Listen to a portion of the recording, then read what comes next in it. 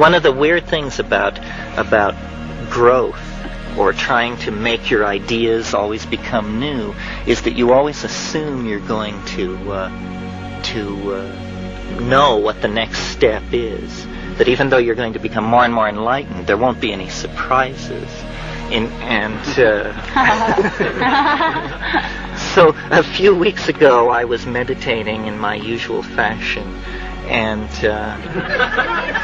I began to get this new idea, which was so weird that I immediately shifted into, this is not the truth. This is not a transmission about the nature of reality. This is a plot for a science fiction novel that I should write, and tried to hold that as the defense. That was my shield against the onslaught of this thing.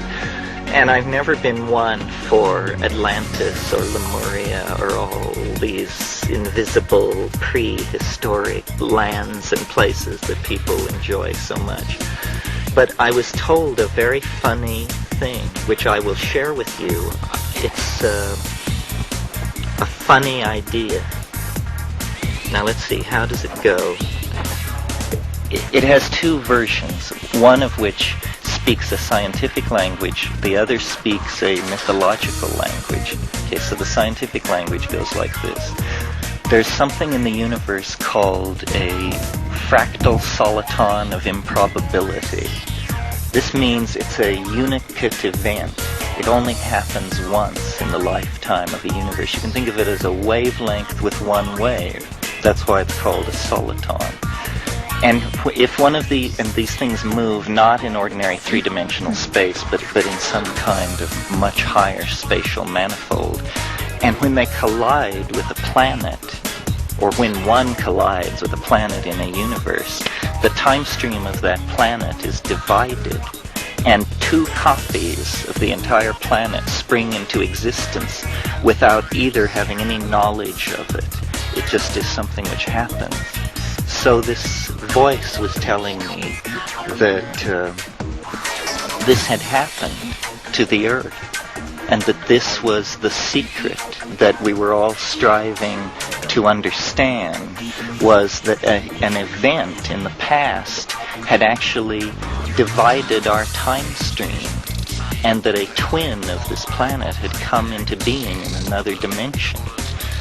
Okay, so that's the scientific explanation of it. So the mythological explanation was that the universe, it's Gnostic, that the universe is the creation of a demiurge, not the highest expression of divinity, but a kind of demon, a fallen creature, and that this demiurge was able to coax itself into being and actually incarnate into history as a human being, and that when this happened, this was then the mythological expression of the fractal soliton of improbability. And when it happened, the time stream split. The universe is the creation of the demiurge, and the demiurge impelled itself in the form of an individual. Right. And this is sort of, Waited a long time. When you're a demiurge, who can hurry? Okay, go ahead.